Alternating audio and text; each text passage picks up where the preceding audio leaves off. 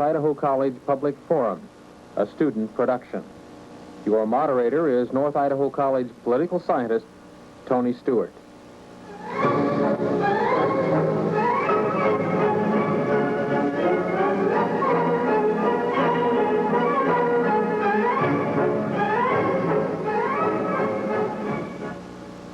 Good evening, ladies and gentlemen.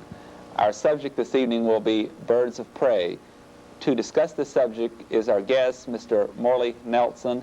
He is a consultant on birds of prey with the Fish and Wildlife Service and also the Bureau of Land Management. He lives in Boise, Idaho in relation to, or works out of Boise, Idaho in relation to this subject. He has also just returned from a worldwide meeting on falconry and conservation that was held within the area of the Gulf of Arabia. Mr. Nelson, it's a pleasure having you on our program. Pleasure to be here. I also wish to welcome three panel members this evening that will quiz our guests. To my far left is Dr. Ken Wright, who holds a bachelor's degree from Portland State University and a PhD in the field of chemistry from the University of Idaho and serves as chairman of the Division of Physical Sciences at North Idaho College. Welcome. Thanks, Tony. Also, Mary Lou Reed will be questioning our guest. She holds a bachelor's degree from Mills College and did her graduate work in theology at Columbia University. Welcome, Mary Lou. Thank you, Tony. And it's a pleasure also to welcome as a visiting panel member Mr. Richard Raymond, who holds a Bachelor of Science degree from St. Cloud State College and a master's from the University of Montana in Missoula in the field of zoology and is a member of the faculty at North Idaho College. Welcome, Dick. Thank you, Tony. We'll proceed to questions at once, and the first series will come from Dr. Wright. Mr. Nelson, as an introduction, I'd like to ask you, what exactly are the birds of prey? What sort of species are we talking about? No, that's a broad question, but the birds of prey ordinarily are considered to be the hawks, eagles, falcons, and owls that kill for their food. Now, many of them will also eat carrion as well as killing for themselves. But generally speaking, when you speak of a bird of prey in a general terminology, it includes all those birds. Not the raven, for instance, just the hook beak, the talon, the one who kills, at least the falcon almost entirely kills its own quarry, but the Battleroor eagle, for instance, of South Africa eats about half carrion, and so does our bald eagle. A bird then, like a vulture that just simply eats previously killed animals, would not be a bird of prey, right? Well, I don't know the correct answer. You can hear it both ways. But technically, among the men who work with them, when they say a bird of prey, they do mean a bird that kills, and the vulture does not kill. It does not have the talons on its feet in order to hold its quarry. It does have a beak capable of killing, but not the pressure. The birds of prey, such as particularly the falcon, as we have here with us tonight, has such a powerful beak that it can separate the vertebrae of its quarry with its beak after it struck it senseless with its feet. And it's probably pretty hard to show on the camera, but there's a notch in the upper mandible of the family of falcons only. It doesn't occur in the eagles or any of the other birds of prey. But the family of falcons have this characteristic. You can see that little notch. And that fits right between the vertebrae of its quarry. It'll strike the quarry out of the air, and then it will often catch it in the air. And then it will make certain on the way down, it will reach down and separate the vertebrae right below the base of the skull with its upper mandible, or with its beak. Mary Lou Reed. Would you tell us more about this particular bird that you brought with you? Ah, yes, indeed. This bird is one of Cornell University at Ithaca, New York, that was bred in captivity under the supervision of Dr. Tom Cade. And it was and is among the first birds of prey bred in captivity in large numbers. Now, there was one bird, one peregrine falcon bred in captivity during the war, World War II, by Renswaller of Germany. But no one had ever attempted to breed the birds of prey in any numbers until Dr. Cade at Cornell, in cooperation with the National Audubon Society, the North American Falconers Association, and individual falconers and conservationists, set up a program to breed them in numbers, and was successful. In fact, last year there were over 70 peregrines bred in captivity, which is more than all of the known eyries in the entire Intermountain West produced. How many peregrines do you estimate that there are left in North America?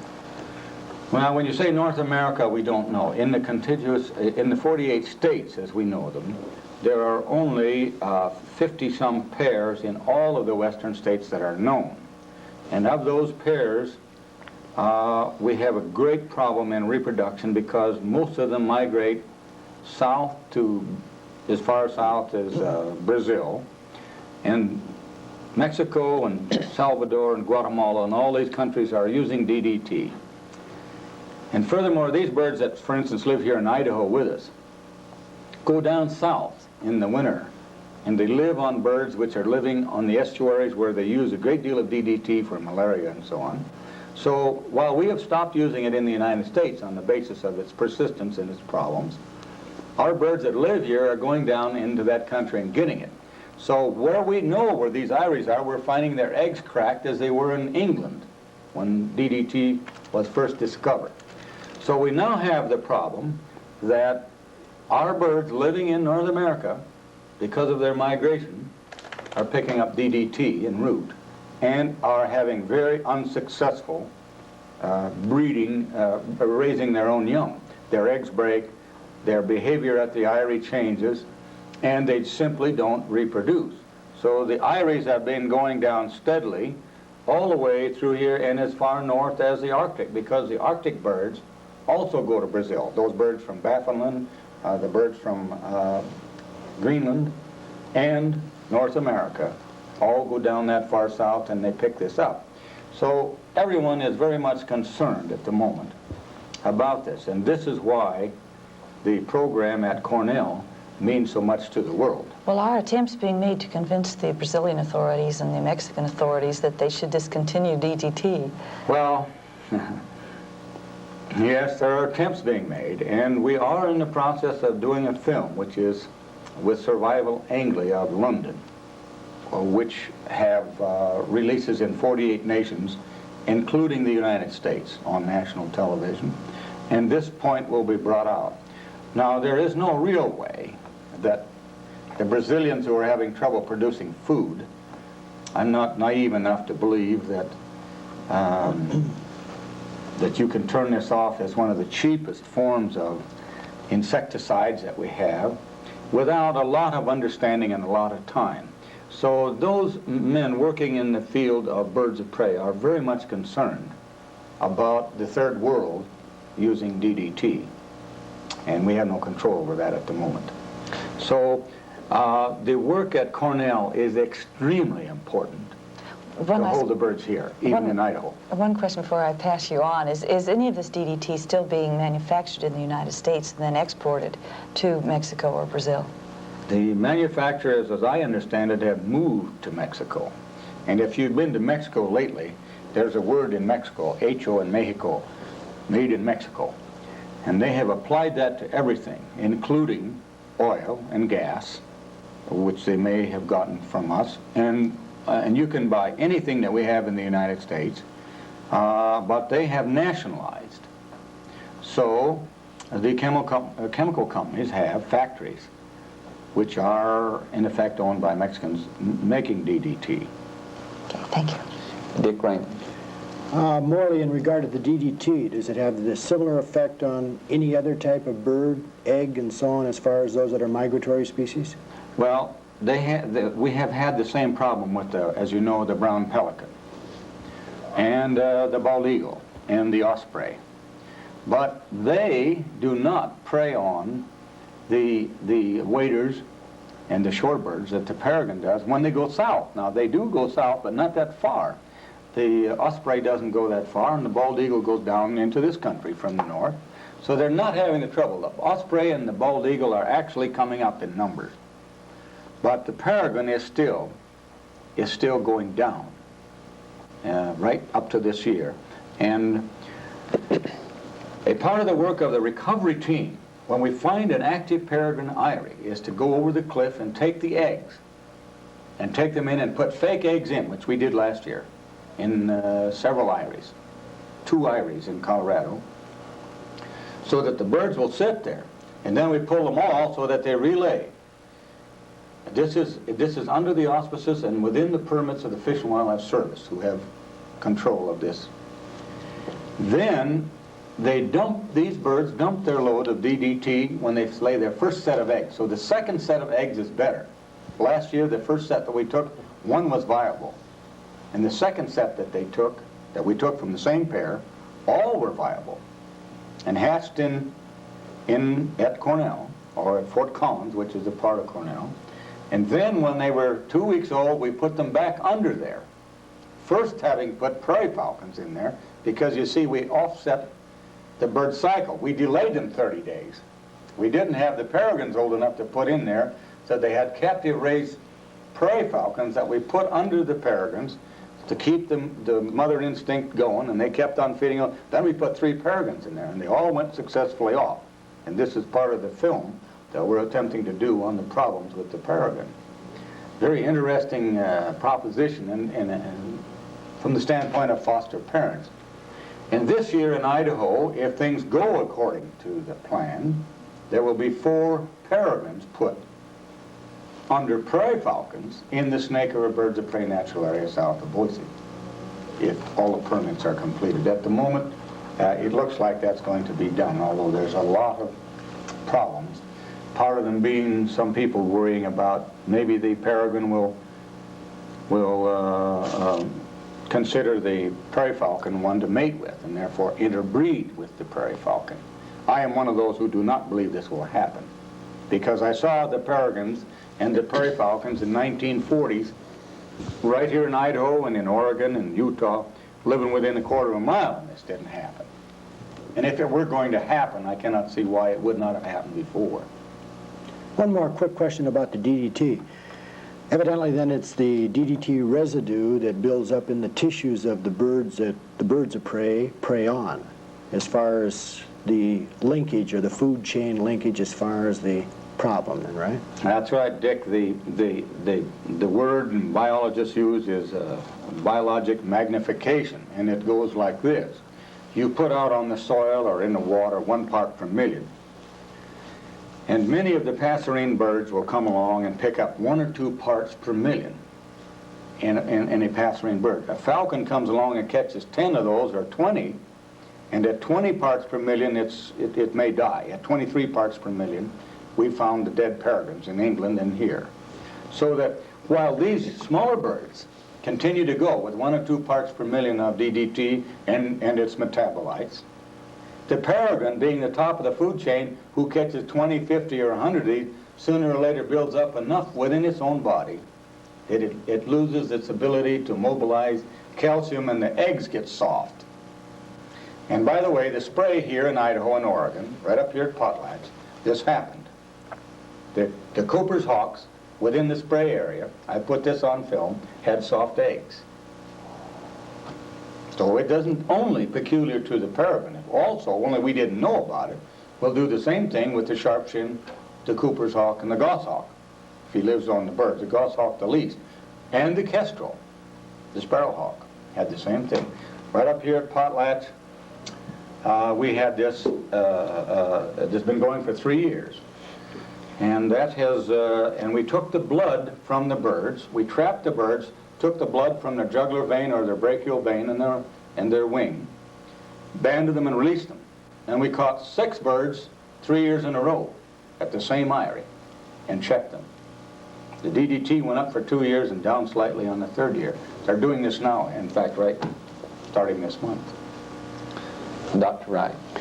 Mr. Nelson, you've raised several questions, and one of them now, you made the reference to the recent spray program. You're talking about the tussock moth spray program in the state of Idaho that occurred about a year and a half or so. 3 years ago now. Yeah, that's the way it feels like to me too. It was 3 years ago that the spray was made. And by the way, it was the first time in the history of any of this that we were able to check the birds of prey before the spray and after. One of the questions I wanted to ask you referred to the controversy about DDT. As a chemist, I've read a fair amount about the effects attributed to DDT, and of course there's been a lot of controversy about does DDT really cause all the problems that have been attributed to it. Some people say that everything gets blamed on DDT. You sound like you're quite convinced that it definitely is DDT responsible for the weak egg shell structure in certain of these birds of prey. Are you firmly convinced that it's DDT that's the culprit?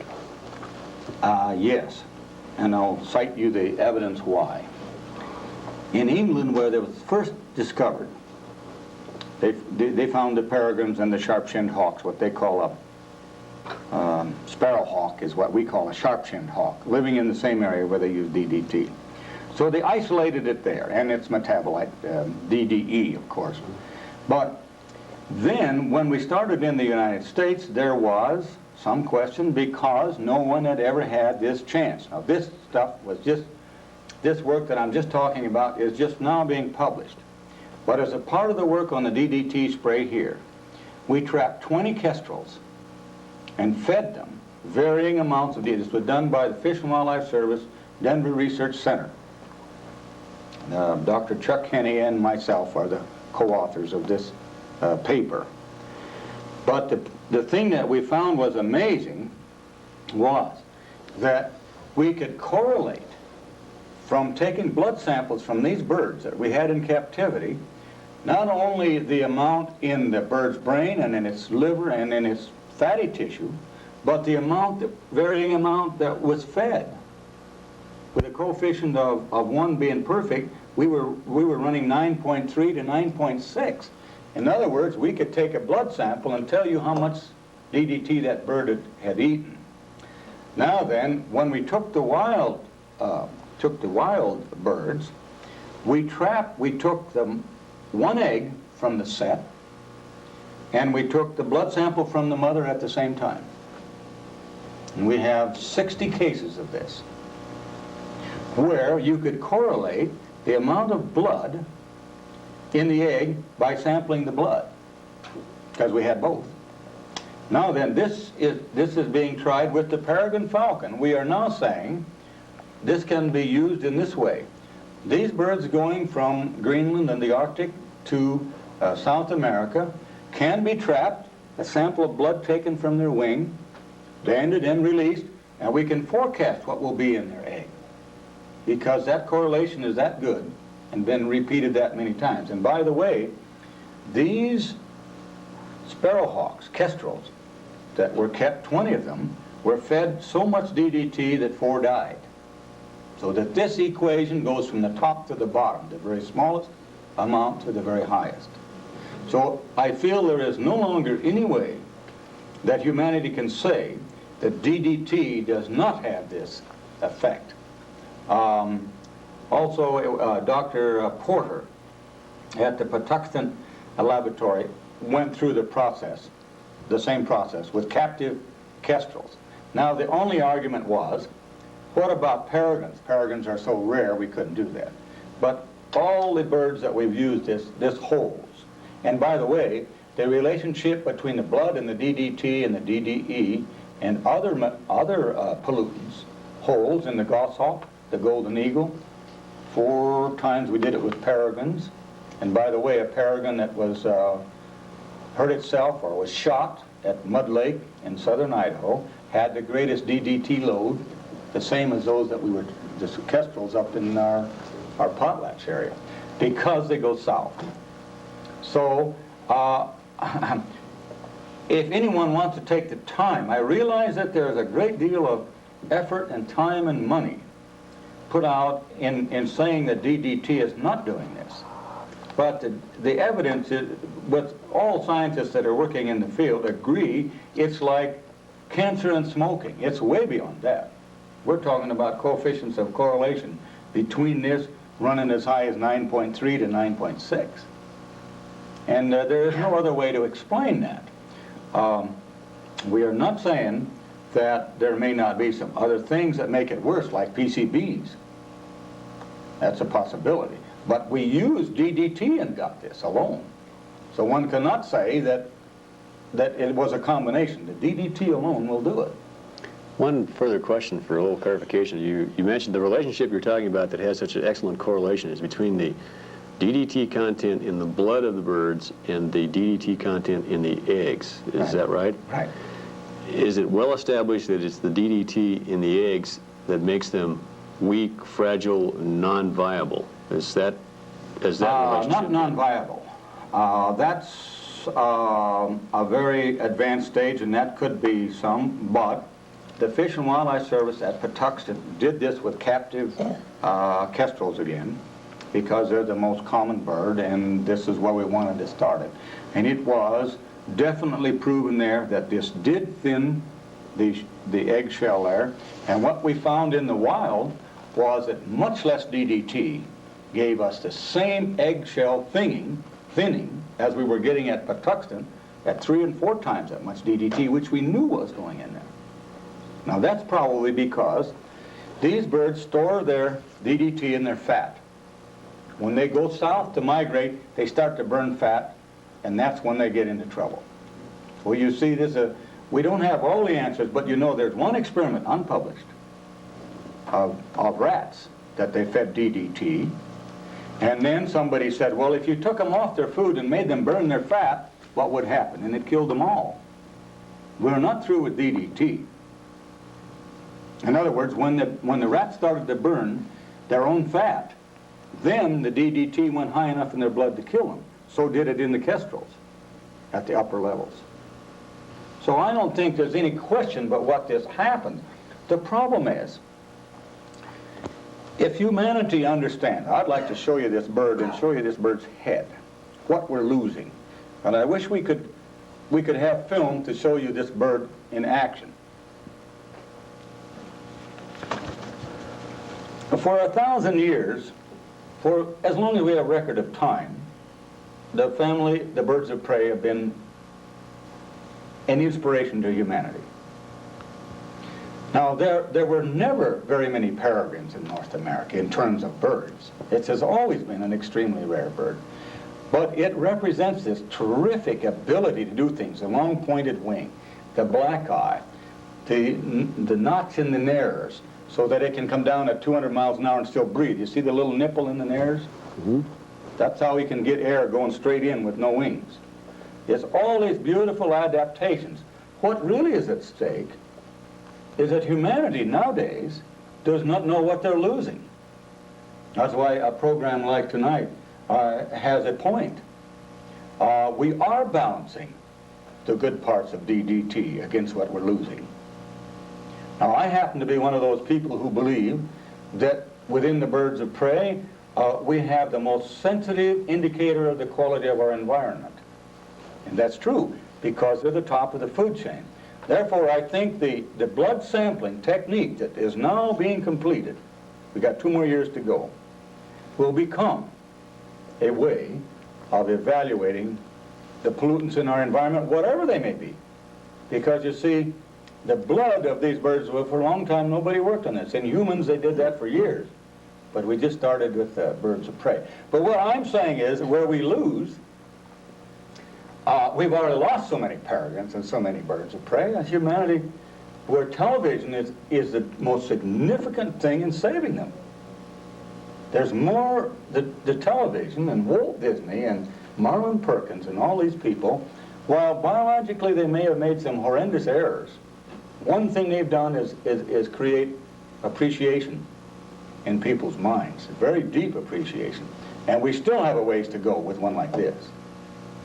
Well, that represents, with what it can do and the way it flies and the way it looks, one of the most beautiful, superlative things we have in nature. There is no doubt about that.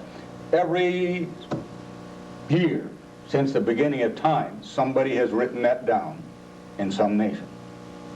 And we're still struggling with it to see what we're going to do. Morley, excuse me. Yes. Tell us the parental stock of this particular bird, would you? I think it's kind of interesting. Well, this bird was bred from a mother falcon that came from Argentina, and the father came from the Arctic. And the reason was they had to breed these 2 birds. They had these 2 birds that were separate. Both had been confiscated from people who were holding them illegally. and this is proper, a person who has any kind of hawk must meet the federal and state regulations, and this was not true in this case. So Tom Cade ended up with these two birds. Now, the offspring, this is why this bird is being used this way, is because we do not wish to mix the genes. We do not wish to mix the Argentine bird with our bird and put it out to the wild. The only birds that are being reintroduced in the United States are the anatom subspecies, which lived here in the Intermountain West and in the East before they were all, their numbers were depleted. So this bird has been working in a film and doing things like this because it's a little darker than the Arctic peregrine, both on the back and the front. Other than that, it looks exactly like a peregrine. And it's of interest to me that the peregrine is the only bird in the world that occurs on all the continents in the same form. Think about that one. That'd take a long time to... But in Australia, the peregrine looks the same. Now, you know the things that we run into in Australia with other mammals and reptiles. But here's one bird that you can't tell an Australian peregrine from one in England or Scotland, unless you were a super. And even then, if you take them to their climate, as I have, you can't tell them. The sun changes their colors. The bird looks the same. So this is why the problem with the peregrine is worldwide. And as a result of the meeting in Arabia, all of the birds trapped in Arabia will now have blood samples taken to evaluate what's going on there, because they trap a lot of Saker falcons and a lot of what they call a shaheen, which is a peregrine, like this bird. Maybe I missed something here, but this bird is a peregrine. This is a peregrine. But it came from parents that were different subspecies? Right, right. The Argentine bird, nobody... So you can tell them apart if they are taken from that environment, but if you put a bird into a different environment, its coloration, for example, will change? Yes. For instance, I took a Peale's falcon and sportive falcon and kept for 5 years from the Queen Charlotte Islands. For the first 2 years I had the bird in the sun of Idaho, you could tell it was a Peale's falcon. On the third year, people came down and said, "Where did you get that falcon?" It was bleached out. And it no longer looked like a Peale's falcon. Now, these are the things that nobody knows about the peregrine. In some cases, you have to know where the bird came from to give it the subspecies, such as Spain. You know, the Brookii peregrine of Spain is very much like this bird. And I'm not at all sure if you put it up here in Idaho and kept it for 4 or 5 years that everybody'd say, well, that's a normal peregrine. And in the first place, you can get them, as I have in Arabia, seen 2 or 3 subspecies, the Calidus, the Siberian peregrine. I can't tell a Siberian peregrine from the one that lives in Idaho. So And I don't think there is anybody could if we put them all on the table here and mix them all up. There's too much variation between individual subspecies. Now the Peale's falcon, okay, that lives on the Kamchatka and across to the Queen Charlotte. That's a very dark, different peregrine. But when you get to those that live in Spain and Scotland, in Australia, the variation within the birds is so much you can't separate them out. So you're being very careful then and not wanting to release this bird to the wild because it might be really genetically it's the same as a North American peregrine. The purists are careful, not me. I would not, I do this only out of respect for the other men's judgment. In my judgment, you could take a peregrine from almost any continent and it would be very much like the peregrine right here. It just doesn't seem to be that much difference. Ladies and gentlemen, our guest this evening is Mr. Morley Nelson from Boise, Idaho, who is a consultant on birds of prey with the Fish and Wildlife Service and the Bureau of Land Management. And we'll continue our questioning with Mary Lou Reed. Well, Mr. Nelson, you've talked about the threat of DDT to the birds of prey, but I know that you've also been very concerned about the threat of the destruction of habitat. And you have personally been involved in the creation of the birds of prey natural area in southern Idaho, and I wonder if you'd talk about that a little bit and about the problems of habitat. Well, of course, the problems of habitat with the peregrine are the most indefinable of all, because we now have the peregrine living within the city limits of Los Angeles and making it. Or so close to the edge, it's right on the edge. But in other words, there is a peregrine living on a building in Kenya, Nairobi, in town. There was a peregrine living on the Lifetime building in Montreal for 10 or 12 years. It's very difficult to define the critical habitat for a peregrine, although we feel we can do it. And particularly when the bird begins to nest. For instance, Pend d'Oreille Lake, north of us here. The south edge of Pend d'Oreille Lake has typical beautiful cliffs. I would say that is good peregrine habitat. I think so with most men who studied them all their lives. But there are no peregrines there. They haven't been there since way back. I don't know when. They may come back. My opinion was that the birds left.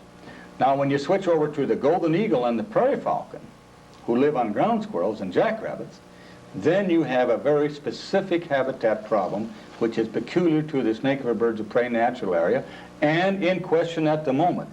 Do we leave 5 or 10 miles north of that area, free from desert entries, for the prey base for 53 pairs of eagles and 120 pairs of prairie falcons that live in that canyon, that 26 miles of canyon? That, without a doubt, is one of the most unusual canyons and the only one of its type in the world. At least nobody has ever challenged that. And the numbers of eagles and falcons in one canyon, right here in Idaho. But one peregrine lived there for 6 years and couldn't find a mate. Just within the last, it just left 2 years ago. I let 2 falcons go from Cornell, right with that bird. They did not mate. Now, this year, as I mentioned before, an attempt will be made to put this species under the resident prairie falcons, thereby having the protection of the residents. The prairie falcons will they'll feed them ground squirrels instead of birds, but they don't care. As long as it's good red meat and everything is there, the peregrines will grow. And then we hope that the peregrine will come back, as it did once before, and nest in the snake river birds of prey natural area. But they live on birds. There is no competition between the prairie falcon and the peregrine for a prey base. But there is competition with the world running out of food for the land and the birds. And again, I think our position should be that the average person in this world should know what he's losing, at least before this is done. I say that they should be aware of the alternates and what's lost, and I do not think they are aware at the moment. But you're looking at a character who's going to do everything he can to be sure that the public at large knows what's at stake and why, and what kind of beauty and grace come from that canyon if you want to go and look. Perhaps you would talk a little bit more about the golden eagles. And you're suggesting that what is really being encroached upon is their food base, that they are perhaps not as sensitive to just the closeness of man as they are to just having not enough food. Oh, that's the limitation. We have two pairs of golden eagles living within 50 yards of Interstate 80. And been living there successfully for over 25 years with several million people going under every year. And they're there this year. So it isn't if you don't go up and shoot at them, if you don't go up and disturb them, or you don't take their prey base, they will come and live very close to humanity. There are several golden eagles in Idaho living within a half a mile of ranch farms. And people know, they look up at the cliff and there's an eagle, been there for years. But they don't shoot at them. How much turf did you say that a pair takes or did you say? I didn't say, but the study is being made. We have about 6 golden eagles with radios on their back. Oh, an interesting subject. One of those birds, when I did the film at Walt Disney, Ida the Offbeat Eagle, I released 6 eagles. 12 years ago, this year, Cleo was found with my Jess is still on, raising 2 young, just east of the snake river birds of prey natural area, which gets us around to falconry. In other words, those birds fly out 12 miles north of the canyon for food. The falcons go about 10, and The golden eagle frequently goes 40. So they cover a wide range. But the major prey base is probably 10 to 12 miles north of the canyon. And this is being documented by the BLM research Dr. Tom Dunstan. And you can go out with Tom right now, any day, and he will say, well, there's Cleo and there's Marlita, named after me. That's the bird I released 12 years ago. He said when he found out it was my bird, he named it Marlita. Well, that bird is still going. The radio will last 2 years. And it brings up the subject of falconry. The falconers, while we have criminals in the ranks of falconers who would sell and who would take the birds illegally and all this is a very rare thing, as it is with all of humanity, but it's no different. We do have them. So while the falconers are the base for the entire, practically every bird that's produced at Cornell is a falcon that was flown in the sport of falconry for 5 or 10 years and put over to the breeding. That happens to be a fine prerequisite. So that now the birds in captivity are doing far better than the birds in the wild. I wish that were not true, but it is. And I say it knowing what I'm talking about, because Cornell has yet to have one of those birds die. And you cannot keep a wild eyrie for any more than 2 or 3 years of observation. One of the others gets shot or lost or killed or something. We don't know what all happens, but that keeps shifting. But Cornell's doing as all other falconers are doing that have put them with the techniques of Cornell. So while you can say of falconry that it has some bad points, the falconers have provided the scientific base for not only finding the peregrines, isolating the problem, but solving it, if we have solved it, which we don't know. And there are birds this cannot be done with, such as the condor. Well, that remains to be seen, but you see, nobody down through history has been training condors. If we'd had men training condors for some reason, we would have the basic technique to produce the condor in captivity, but we do not. The whooping crane's another example. See, nobody has, been intimately related, as you see this bird is with me, with a whooping crane or a condor. So we start from scratch, and I don't know how far we've got to go. Now, they're doing the same thing with the whooping crane as we're doing with the peregrine, as you know. And I just talked to Elwood Bezoe, that one of those birds that is back this year to Gray's Lake. Does that bird think it's a sandhill crane or a whooping crane? Now you're touching the same problem you see that we have with the peregrines. That is precisely the reason this is an experiment, to put peregrines under prairie falcons. I personally think no. I think it is still a peregrine and not breed with the prairie falcons. If we are found wrong, then we will have to have falconers put these birds in these areas. And as we say in falconry, we have a technique called flying at hack, which means that you feed the bird off of a board like this with the meat tied down until they can hunt for themselves. And then they will home to that when they grow up. Now that's what will have to be done if we are unsuccessful with foster parents. That's been tried and done already, by the way. Dick Raymond. Morley, a question in that regard. Are there any problems with birds such as this one that would be bred and raised in captivity and then released in the wild? No, that's for sure. There are none of those. We have trained them, and they are every bit as good as the wild birds. We have put them out now, some 30 or 40, and they have made their way. So apparently there is no problem other than the purest problem of worrying about mixing genes, mixing say a Peale's falcon with an anatom, which I go along with that thinking, although I am not a purist. I would not hesitate to put Spanish peregrines in Idaho, technically, if that were necessary, because I don't think it would make one bit of difference. But we must go through the anatom procedures, and I do agree with that.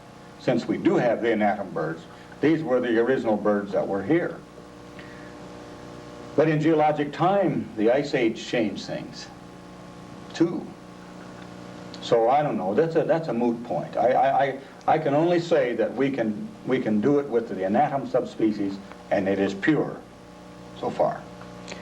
Now the falcons in Europe, England and Scotland and so on, they also migrate, so they evidently go into South Africa. They do, and they may be in trouble, but a lot of the adults, in Scotland for instance, don't seem to go very far. Some go way down and others do not. Nobody understands all the ramifications. There's a lot to be learned about peregrines. The birds in Spain don't migrate. The peregrines in Spain don't migrate at all. Therefore, if this system that we have working on fails, we could put Spanish peregrines in the canyon and they wouldn't go to Mexico, which may be what happens. I don't know. But a peculiar thing, the birds that Tom Cade put out on the East Coast did not migrate. They went to New York City and came back to New Jersey. And this is the second year now, so it's a very interesting thing. The prey base was there. It may be that the migration, whenever it started, was a function of the prey base moving, as it does out of the Arctic. So here these birds that Tom put out, while their parents always went to Brazil, they didn't go. That's a very interesting and wonderful thing about all this business, and makes me feel that because of the breeding success, we will always have the peregrine, regardless of the environment. Dr. Wright. I want to back up here a little bit, Morley, if I can. All right. We've gotten into some very interesting nitty-gritty about the birds and so forth. How did you get interested in birds of prey, and how long have you been at this? Well, you can see my bullet-holed and wrinkled features. I've been around a long time. I've been flying falcons for over 40 years. And I began on a ranch, which I still have in North Dakota, when I saw a prairie falcon catch a teal duck. I was about 10 years old. My ability with a scattergun wasn't good, and I could shoot ducks and geese and cranes, which we shot in those days. But the teal, I was all the time missing. Well, I'm probably about 3 feet behind them, I know now. But at that time, I couldn't understand. And one day I went out there on my horse herding cattle, and I scared up a flock of teal, and they got up about 100 feet in the air, and something came out of the air, prairie falcon, straight down, and struck one of those, rolled over, and it was falling dead or senseless to the ground, rolled over it and took it when it was still 20 feet in the air and flew off. And I thought, well, now, there's a better deal than sitting around. We loaded our own ammunition. It's, besides being beautiful and having an inherent interest, I thought, which is a fallacy by 1,000 times, that this might be a good way of catching something. And so I went out to get a hawk, and this is when it all started. Of course, I got a red tail instead of a falcon, and I went through all the procedures. And of course, now falconry is known not for the quarry it catches, but for the spirit of the chase. Because you may spend 2 weeks catching one bird, and yet you fly the lure. The bird comes back to lure and will continue to go with you, but you may never catch anything. There are many falconers that practice falconry for 10 years and don't catch anything. It's a very conservative way of hunting, and you never wound anything in falconry. Now, when we shoot with a shotgun, we wound 20 or 30% of the birds. They go off, and the bald eagles eat them, and they die, and they get all kinds of trouble. In falconry, boy, you either kill it or you miss it clean. There's no such thing as a wounded bird. If she touches it at all, you'll catch it. So it's a very conservative way of hunting, but it has its beauty and it has its relationship to humanity in the rapport that exists. And the things that I have learned from the falcon are unique in patience, in this marvelous physical characteristic of being so confident that they can do these things. One of these birds thinks it can take anything in this world. It has no doubt in its own mind. You can train one of these things to hunt elephants if you want to trip the elephant and knock it on the ground and feed the bird from it. They train sakers in Arabia to catch golden eagles. And the houbara is 10 times as big as the saker that they hunt all the time. So this is one of the fascinations of falconry, and one of the reasons now why we are where we are, because it does mean something to humanity to have this relationship, which is as old as our relationship with horses. So it isn't new and it isn't different. It does need to be regulated, and it does have to be done right. It does take well-educated people with the proper background to do this. And I think what you all represent in education is the key to all these problems, because young folks who realize this in seminars like you're having here see these birds. I have been to people who shot eagles all their life with a trained eagle. and done like I'm doing tonight, and talk, talk, talk. And all when I got through, one of those old sheepmen came up and he said, Morley, you could have just kept quiet. All I had to do is look at that eagle. He stood over there, and he was convinced of what I was talking about. I said, I didn't have to say a word. And I think that's true. The birds speak for themselves and where they meet. Lou Reed. Well, a few years ago, we were all astounded by the discovery that the ranchers in Wyoming were actually killing eagles. And I can't remember the sum, but I think it was 48 or so. 750. 750. Could you talk about that? And do eagles really pose a threat to the sheepmen? Do they really kill sheep? Is it possible? They do kill sheep. It is, however, we have studied the eagles in Idaho now that I've been here for 30 years. I've yet to find the remains of a sheep in an eagle ivory or an antelope. We have found deer a couple of times. And I have talked to the Basque sheep herders. I have yet, until last year, to see a man who said he had seen an eagle come down out of the sky and kill a lamb. But I saw 2 men last year, right over here at Dillon, Montana.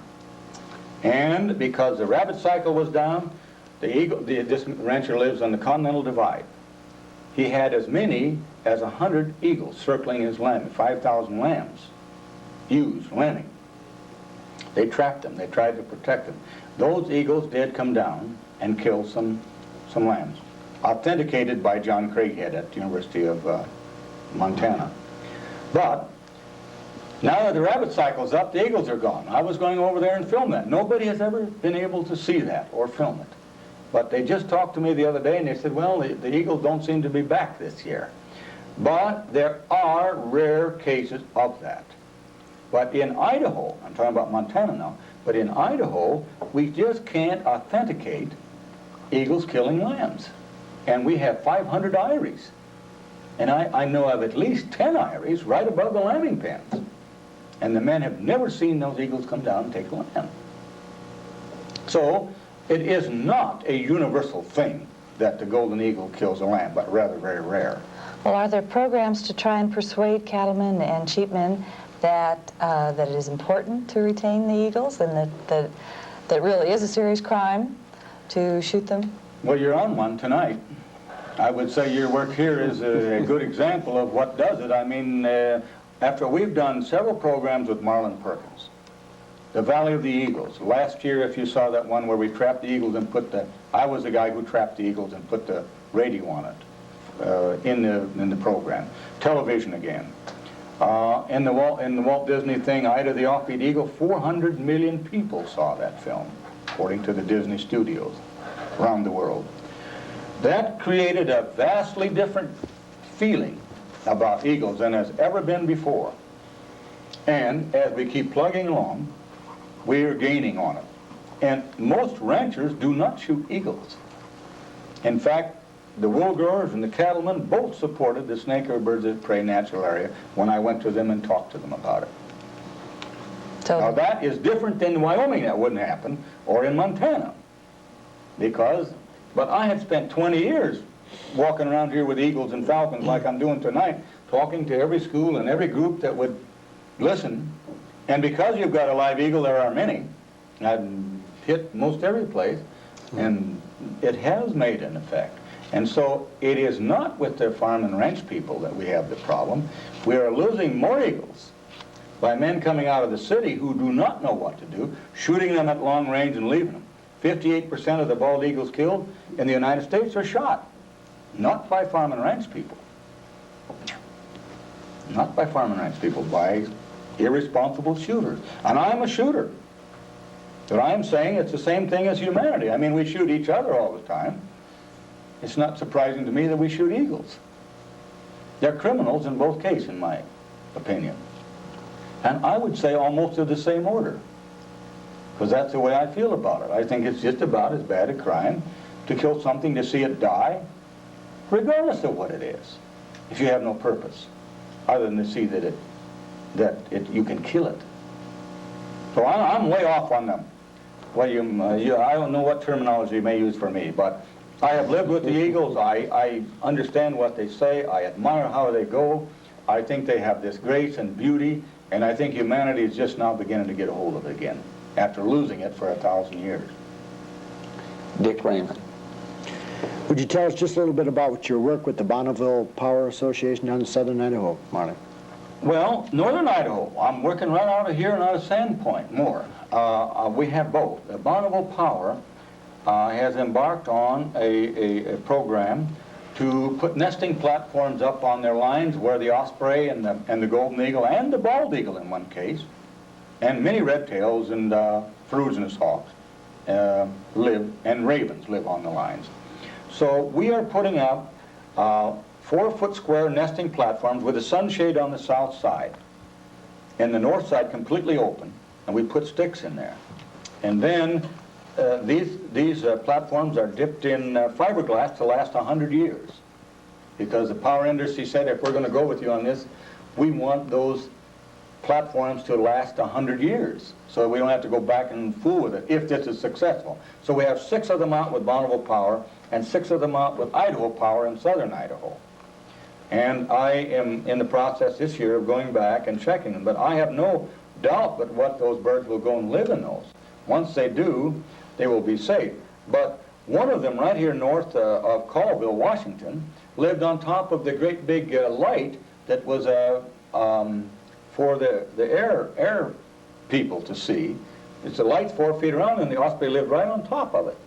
Well, naturally, they had to take the nest off because it was ruining. So we put a platform there, and I'm sure the osprey will go live where he should be, and they're perfectly happy to do it. But what has come about is the appreciation by the public at large that's demanding these things. They're demanding ecologically clean power lines. They're demanding things which can help and mitigate the loss of habitat. And power lines do that. When you put a power line across a big open flat, eagles and falcons and hawks will go live in it, where they did not live before. So there is a positive thing to it.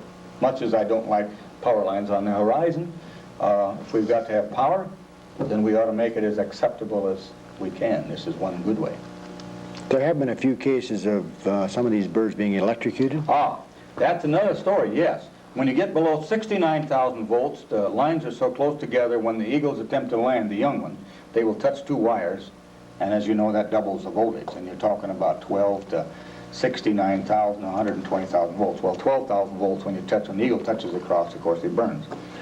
And so we have, with trained eagles again, this is another peculiarity of falconry, we flew the trained eagles to design the lines, new ones, so they wouldn't kill eagles, and to correct the old ones, and this has been very successful. So Bonneville Power is correcting those, as are Idaho Power and Washington Water Power and all these power companies that have this problem. Involves both bald eagles and golden eagles, and great blue herons and osprey, because they're big enough to go across a 12,000 volt line too. Dr. Wright. Marley, one of the questions I wanted to ask had to do with the effect of noise on different birds of prey. But since you're on the subject of these power lines, let's talk about it in relation to those. The birds can be electrocuted if they short out between the lines. Is there evidence that they can successfully raise their young on a transmission tower? Yes. The electromagnetic field doesn't have any effect on the, and there is some hum from the high voltage lines. That appears to have no effect either, huh? Boy, 250,000 volts has got a horrible hum, and when you're up there filming, I have films of golden eagles living on a 130,000 volt line with the electromagnetic force that I couldn't touch I had to have somebody hold my face before I could touch my camera and film them, because the wires were live. But you see, the eagle comes from the air and lands on the tower, and its potential is immediately taken up by the power, and it has no ground. So it merely has its body to adjust to. If the eagle's tail were touching the ground, and she touched a wire, but they're 75 or 100 feet in the air. So the eagle, they don't seem to bother at all. And I checked up on this thing too. There are men who have lived for 20 years in 50,000 volt electromagnetic forces, and they don't seem to find any trouble. And so far, I can't see anything wrong with the eagles and the hawks and the ravens that are living at these high voltages, even up to 500,000 volts. Now, there may be, but we don't know what it is, if there is. They successfully raise young better than on the cliffs in many cases because the air movement's better. They're way up there away from things. The one problem being they're very easy to shoot. And this is a thing that we must continually work on. Our education, our trained people must, and people in general, that's where television again is so important. A picture of a golden eagle flying in slow motion landing it with music has real beauty. And young people they just say, well, they won't shoot that. But somebody who has some other thing that he's fighting with psychologically, you can kill most anything, including people. How about the effect of other noises on birds of prey? We learned, for example, in part of our symposium here at North Idaho College on endangered species of the condor apparently won't live close to some of these drilling rigs that make a lot of noise. Any evidence for this problem with the birds of prey? Well, I think they're very sensitive. They have super ears. The birds of prey, they can't smell it. You can put raw meat underneath this bird's nose or any eagle's nose when it's in the hood and they won't recognize it. With this far. But ears they have. Their ears are very, very good. So they must be sensitive, but not as sensitive as you think. We have eagles and falcons living within 100 yards of one of these pumps pumping 800 feet in the air. And they still live there. And we have cars and trucks going and trains going within 50 yards of eagle eyries, and they're still there. Now, what the number of decibels of sound that they're going to move out, I'm sure it's there. But it is not a super sensitive thing with them. Car noises, train noises at 50 yards, oh, they run up in decibels. And then they live, all kinds of eagles live by the Mountain Home Air Force Base, and the noise that those guys make when they take off is absolutely horrendous. But the eagles are still there. Now, those planes are crashing into the eagles, and we're having to move the bombing range. They had 5 collisions at 540 miles an hour last year. And they called me up and said they want to catch all the eagles. And I said, well, you're going to have to move the airfield because you can't catch all the eagles. They come from the north, and there's so many pairs around there. So they fought us for a little while, but now they're going to move the bombing range, which would be another one of those arguments where humanity's clashing with the wildlife. And of course, we're lucky we didn't kill the pilots. 2 of the pilots landed no electronic gear, no control, everything. Landed 240 miles an hour, wide open because they couldn't control anything. The eagle had just taken everything out. And one of them put the wing about 4 feet back out of line, still flew. Nobody was killed, but... Eagles I'm going to have to bring the program to conclusion. We have run out of time. On behalf of the panel, I want to express our great appreciation to you. It's been an excellent program. Ladies and gentlemen, our guest has been Mr. Morley Nelson of Boise, Idaho, who's a consultant on birds of prey. I want to invite you to be with us again next week at 6 p.m. on this same station, when again we'll be interviewing a personality. And until that time, good evening.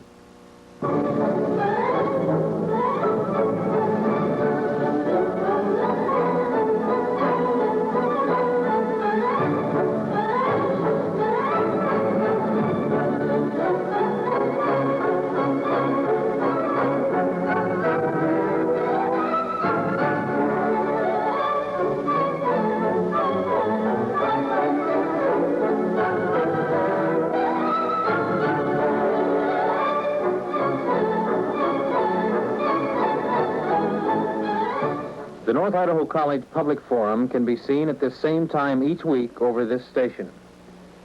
The preceding student production was brought to you by Videotape Recording.